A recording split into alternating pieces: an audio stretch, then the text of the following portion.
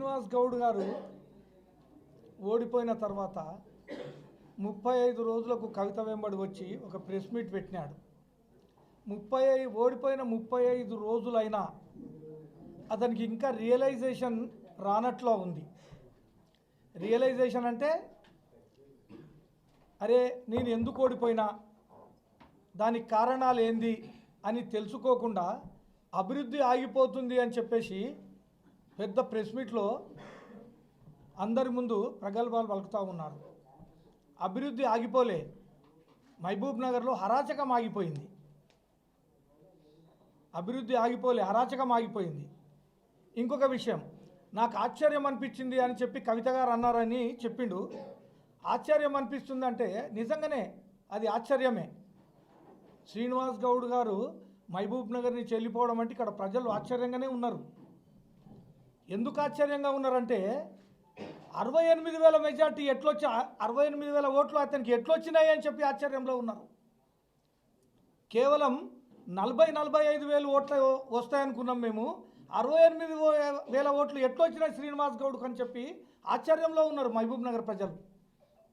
పోయిన 2018లో అతనికి 58,000 పైచిలకు మెజారిటీ వచ్చింది. ఈసారి 19,000 మెజారిటీ తోటి ఓడిపోయిండు కిందికి వచ్చి.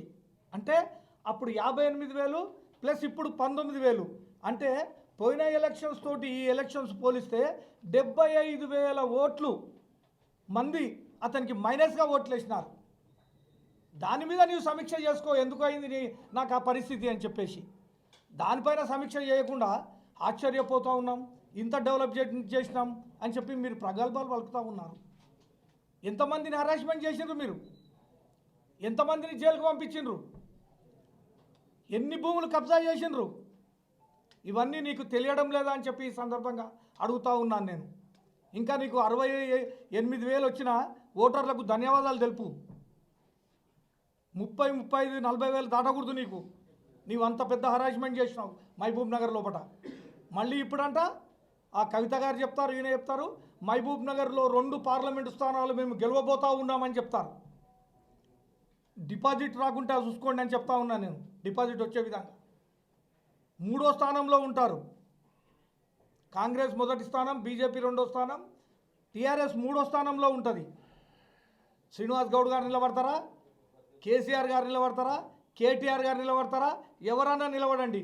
మహబూబ్ నగర్ ప్రజలు బుద్ధి చెప్పడానికి కొరకు ఇక్కడ రెడీగా ఉన్నారని చెప్పేసి కూడా ఈ సందర్భంగా నేను తెలియజేస్తూ ఉన్నాను. నేను ఆ ప్రెస్ మీట్లో లాస్ట్ 2-3 సెంటెన్స్లో ప్రశాంతంగా ఉన్న మహబూబ్ నగర్ను ప్రశాంతంగా ఉండనియండి అని చెప్పి మాట్లాడతాడు ఆయన. ప్రశాంతంగా ఉన్న మహబూబ్ నగర్ను ప్రశాంతంగా ఉండనియండి అని. మీరు చూడండి ఒకసారి ఆయన ప్రెస్ మీట్. ఇప్పుడు మహబూబ్ నగర్ చాలా ప్రశాంతంగా ఉంది. శ్రీనివాస్ గౌడ్ నీ ఉన్నప్పుడు భయంతో సెల్ ఫోన్లలో కాకుండా వాట్సాప్ కాల్లో మాట్లాడే సందర్భం మనకందరికీ తెలుసు. మన ప్రెస్ సోదరులు కూడా మన దగ్గర చాలామంది మాట్లాడినరు. అన్న వాట్సాప్ కాల్లో మాట్లాడతాను అన్న అని చెప్పి వాట్సాప్ కాల్లో మాట్లాడినరు. అప్పుడు ప్రశాంతంగా లేరు, వాట్సాప్ కాల్లో మాట్లాడినరు. ఇప్పుడు ప్రశాంతంగా ఉన్నారు కాబట్టి డైరెక్ట్ సెల్ ఫోన్లతో మాట్లాడుతున్నారు, వాట్సాప్ కాల్ లేవు అని చెప్పేసి ఒక్కసారి శ్రీనివాస్ గౌడ్ తెలుసుకో. ఇంకా నీవు రియలైజేషన్ నీకు రావడం లేదు. మొత్తం నాయనకనే ఉన్నారని చెప్పేసి ఇంకా మీరు ప్రగల్భాలు పలుకుతూ ఉన్నారు. మీరు ట్యాంక్ బండ్ ఆగిపోయిందంటారు. ఇంకొకటి ముఖ్య విషయం ఏమంటే మన్నెంకొండ లోపట రోప్వే 100 కోట్లతోటి రోప్వే కడుతున్నాము, ఆ రోప్వే కడితే అక్కడ పెళ్ళిళ్ళు జరుగుతాయంటాడు. ఏమన్నా తెలివిండి మాట్లాడుతున్నాడా, తెలివి లేకుండా మాట్లాడుతూ ఉన్నాడా? ఒకసారి మీరు ప్రెస్ మీట్ చూడండి. నేను చూసినాను, నేను 2 సార్లు చూసినాను నేను. ఆయన ఏం మాట్లాడతాడు, అక్కడ రోప్వే అయితే పెళ్ళిళ్ళు ఎక్కువ జరుగుతాయంట. రోప్వేతో ఏమైనా పెళ్ళిళ్ళు జరుగుతాయండి అంటే మతి భ్రమించింది. ఇంతకుముందు మా సోదరుడు చెప్పినట్లు ఎక్కడో నెల రోజులు దానికి పంపిస్తే అక్కడ ట్రీట్మెంట్ తీసుకుంటే బాగుంటుందని చెప్పేసి కూడా నా అభిప్రాయం. మీరు ఎంతమందిని పార్టీలో జాయిన్ చేసుకున్నారు? అప్పట్లో మీకు పార్టీలో జాయిన్ చేసిన కౌన్సిలర్లను, బీజేపీ కౌన్సిలర్లను, కాంగ్రెస్ కౌన్సిలర్లను, వేరే కౌన్సిలర్లను జాయిన్ చేసుకున్నప్పుడు మీకు కనబడలేదు అప్పుడు? ఇప్పుడు ఆ జాయినింగ్స్ గురించి మీరు ఏదో ప్రగల్భాలు పలుకుతూ ఉన్నారు. మీరేమంటున్నారు? కౌన్సిలర్లను కొన్నామని అంటున్నారు. ఎవరు కొన్నారు? ఎవరు పార్టీలో జాయిన్ చేసుకున్నారు? నీ మీద నమ్మకం లేక, నీతోటి వాళ్ళు ఆత్మ గౌరవాన్ని తాకట్లు పెట్టి భయంతో బయటికి చెప్పుకోలేక నీ వెనుక ఇన్ని రోజులు ఉన్నారు, 4 సంవత్సరాలు. ఇప్పుడు స్వేచ్ఛగా ఎన్నికలు అయిపోయిన నెల రోజులకే మాకు స్వేచ్ఛ కావాలి, మంచి నాయకత్వం కావాలి, మంచి నాయకత్వంలో కూడా మహబూబ్ నగర్లో వార్డులో నిధులు తెచ్చుకొని అభివృద్ధి చేసుకుంటామని చెప్పేసి ఒక మంచి ఆలోచనతోటి కౌన్సిలర్లు వచ్చి సంప్రదిస్తే మీరు పైసలు పెట్టి కొనుక్కుంటున్నారనే మాట మాట్లాడుతూ ఉన్నావు. నువ్వు మంచిగా ఉంటే, నువ్వు మంచిగా చూసుకుంటే వాళ్ళు మా దగ్గరికి ఎందుకు వస్తారు? చైర్మన్ను మార్చాలని ఎందుకు ఆలోచన చేస్తారు? ఒక్కసారి మీరు ఆత్మవిమర్శ చేసుకోవాలి. మీరు ఒక్కసారి నిలబడండి ఎంపీకి. ఈసారి 75,000 మైనస్ ఓట్లు ఉన్నాయి, 1,00,000 మైనస్ ఓట్లకు పోతుంది. మీది ఏంది అని అప్పుడు మీ భయంతో కొంతమంది మీ వెనుక ఉండి కూడా కామ్గా ఉండి చేసినారు. ఇప్పుడు నీ వెనుక ఎవరు ఉండరు. మీరు రాజకీయంగా మహబూబ్ నగర్ను ఎంత హరాస్మెంట్ చేసినారో ప్రజలందరికీ తెలుసు. అదేవిధంగా మీ మీద కూడా విచారణ జరుగుతుంది. ఇప్పుడు చూసినా మనం కేసీఆర్, కేటీఆర్ ఈడీలు రైడ్ అవుతూ ఉన్నాయి. మీరు కూడా టూరిజం దానిలో పట మీరు మంత్రి, టూరిజం మంత్రి, టూరిజంలో ఫైల్స్ అన్నీ కలిపోయినాయి. అక్కడ ఎండీని వాళ్ళని వీళ్ళని కూడా సస్పెండ్ చేసినట్లా ఉన్నారు. దాని మీద కూడా ఎంక్వైరీ జరుగుతుంది. ఇంకా మేము అధికారంలో వచ్చి 35 రోజులు అయింది శ్రీనివాస్ గౌడ్. ఇంకా చాలా టైం ఉంది. అవినీతి మొత్తం బయటపడుతుంది. ఇక్కడనే కాదు, హైదరాబాద్లో ఏమేమి జరిగినాయి అనేది మొత్తం బయటపడుతుంది.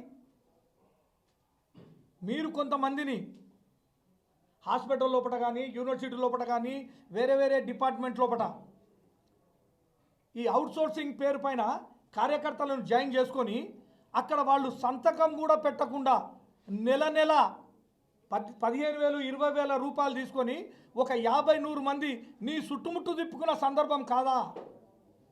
అది ప్రజలు గమనిస్తలేరా?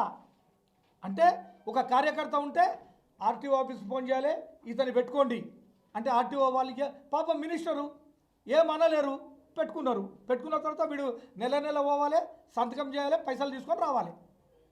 ఈ నెంబర్ సోషల్ మీడియా పెట్టుకొని ఈ నెంబర్ తిరగాలి. అంటే నువ్వు చేసింది కరెక్టా అని చెప్పి ఈ సందర్భంగా నేను అడుగుతూ ఉన్నాను. నేను మహబూబ్ నగర్ ప్రజలు మొత్తము రియలైజేషన్ అయ్యి మొత్తము ఓడగొట్టాలనే ఆలోచనతోటి, ఇలాంటి దుర్మార్గులు మహబూబ్ నగర్లో ఉండకూడదు అనే ఆలోచనతోటి ఓడగొట్టి పంపిస్తే కూడా మీకు రియలైజేషన్ కావడం లేదు అని చెప్పేసి ఈ సందర్భంగా నీ బిహేవియర్ వల్లనే, నీవు చేసిన కార్యక్రమాల వల్లనే నీకు ఆ రోజు ఆ పరిస్థితి, ఈరోజు ఈ పరిస్థితి వచ్చింది.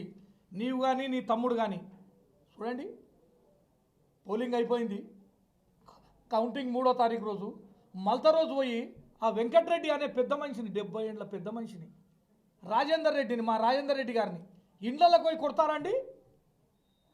అంటే ప్రజాస్వామ్యం కాదు, నేను హుకుం, నాదే రాజును, నేనే రాజును అని చెప్పేసి పోయి కొట్టిన సందర్భం. నీవు పోలీసు వ్యవస్థను ఉపయోగించుకొని ఎట్లయితే చాలామందిని మహబూబ్ నగర్ నుంచి భయపడి బయటికి తోలిచ్చినవో, ఎన్నికలు 3వ తారీఖు అయిపోయిన తర్వాత వాళ్ళు వెంకటరెడ్డిని వాళ్ళని కొట్టిన వాళ్ళు పారిపోయి గోవాలో దాక్కున్న సందర్భం కాదా? ఒక్కసారి ఆత్మవిమర్శ చేసుకోవాలి. కాబట్టి ఇప్పుడైనా రియలైజ్గా, అభివృద్ధికి మేము అడ్డం కాదు, అభివృద్ధి చేస్తాం మేము. అక్కడ ట్యాంక్ బండ్ దగ్గర 15 కోట్లు ఇవ్వాలంట కాంట్రాక్టర్కు, 15 నుంచి 20 కోట్లు. అతడు వచ్చేసి మన ఎమ్మెల్యే శ్రీనివాస్ రెడ్డి గారితో, సార్ నాకు 15 కోట్లు రావాలి సార్ అంటే అతడు ఏదో సూసైడ్ చేసుకోవాలని చెప్పేసి ఆలోచన చేస్తున్నాడంటే మేము పిలిపించి, మా ఎమ్మెల్యే గారు పిలిపించి, మేము పైసలు అరేంజ్ చేస్తాము, మీరు ఆ విధంగా చేసుకోకండి అని. అంటే మహబూబ్ నగర్లో జరిగిన అభివృద్ధి కార్యక్రమాలు మొత్తం కూడా పైసలు ఇవ్వకుండానే కాంట్రాక్టర్లకు చెప్పి మళ్ళీ మా ప్రభుత్వం వస్తుంది మేము ఇస్తాము అని చెప్పి చేసిన సందర్భం. ఇప్పుడు పైసలు లేవు, వాళ్ళు పనులు ఆపినరు, మేము పనులు ఆపినామని అంటాడు. మొత్తం నీవే కదా చేసింది. వార్డుల్లో ఒకసారి ఏం డెవలప్మెంట్ జరిగిందో నీకు తెలుసా? ఒకసారి చూసుకోండి మీరు. వార్డులో ఒక్క డెవలప్మెంట్ కూడా జరగలేదు. రైల్వే ట్రాక్ అవతల డెవలప్మెంట్ 0. వీరానపేట కానీ, టీడీగుట్ట కానీ, కొత్తగంజ్ కానీ 0 డెవలప్మెంట్. ఏందండి డెవలప్మెంట్ అంటాడు. ఇంకొకటి నిన్న ప్రెస్ మీట్లో కూడా అంటాడు, మేము 10,000 ఉద్యోగాలు ఐటీ కారిడార్లో ఇచ్చినామని చెప్పేసి నేను పత్రికాముఖంగా అందరికీ మిత్రులకు తెలియజేస్తున్నాను. ఇప్పుడే మనం పోదాం ఆడికి. ఒక్క ఇండస్ట్రీ కూడా ఆడ ఉందా లేదా చూద్దాం. ఈరోజు వర్కింగ్ డే కదా, ఈరోజు వర్కింగ్ డేలా అక్కడ ఇండస్ట్రీలో ఎవరన్నా పనిచేస్తున్నారా, ఎవరికైనా ఉపాధి ఉందా, అక్కడ జరుగుతుందా అంటే నేను రాజకీయంగా తప్పుకుంటా, నా ముక్కును క్లాక్ టవర్ చౌరస్తాలో రాస్తా. అక్కడ ఎవరైనా ఉద్యోగం చేస్తున్నట్లుంటే నేను రాస్తా. ఉద్యోగాలు ఎవరు లేకపోతే శ్రీనివాస్ గౌడ్ రాస్తావా నువ్వు? ఎంత అబద్ధం! మహబూబ్ నగర్లో మొత్తం అబద్ధం చెప్పి 10 సంవత్సరాలు నెగ్గుకుంటా వచ్చిండు. ఇప్పుడు ప్రజలు రియలైజ్ అయినారు, ప్రజలు తెలుసుకున్నారు. కాబట్టి ఇప్పుడైనా నీవు రియలైజ్గా టీఆర్ఎస్ పార్టీ అనేది ఫ్యూచర్లో ఉండదు. ఎంపీ ఎన్నికల తర్వాత టీఆర్ఎస్ పార్టీ భూస్థాపితం అవుతుంది. కాబట్టి టీఆర్ఎస్ పార్టీలో కూడా మంచి నాయకులు ఎవరైనా ఉంటే ఇప్పుడే ఆలోచన చేసుకోండి. మీకు ఎంపీ ఎన్నికల ముందు మేము ఆహ్వానిస్తాం మంచి నాయకులను. కాబట్టి మీరు మీ భ్రమ నుంచి తొలగిపోయి ఇప్పుడైనా అవాకులు చవాకులు మాట్లాడకుండా సరిగ్గా ఉండమని చెప్పేసి ఈ సందర్భంగా తెలియజేస్తా ఉన్నాను. మరిన్ని వీడియోస్ కోసం ఛానల్ ని సబ్స్క్రైబ్ చేయండి. లేటెస్ట్ అప్డేట్స్ కోసం వాట్సాప్ ఛానల్ ని ఫాలో చేయండి. అండ్ లింక్ డిస్క్రిప్షన్ లో ఉంది.